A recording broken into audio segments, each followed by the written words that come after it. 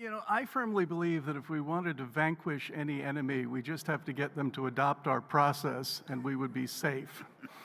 Uh, you know, we've come to the stage where we're paralyzing ourselves with regards to innovation for government systems, military, et cetera. The process is too slow.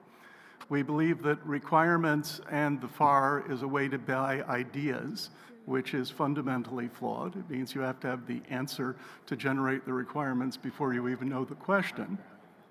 We've suspended common sense because we think we can make an algorithm instead, so that how many failed programs do you look at that failed by ways that was obvious to everyone on the program from the beginning of the program, but they keep going ahead. And we simply have to stop this.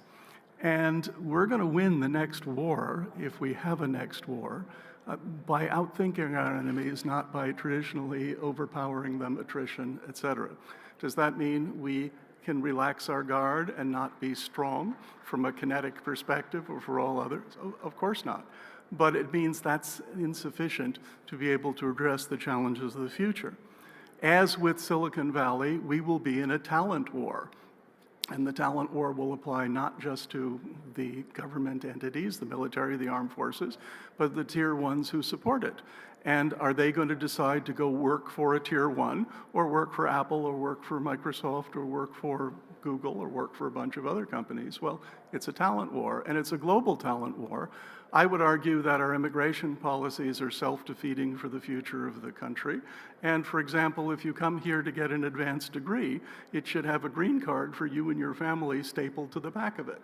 That's what built this great country. We seem to have forgotten about that. And the idea is, while we're educating the world, why don't we do that to our own benefit as well as our national security? This notion of being able to move quickly and function is fine, except because of our compulsion to move quickly, which I agree is absolutely essential, we don't do strategic or long-term thinking anymore. If anything, we may do long-term tactical thinking and call it strategic, but it's really just a spreadsheet exercise of saying, well, we'll be serious about the next 2 or 3 years and then just extrapolate it out so it kind of looks good out there.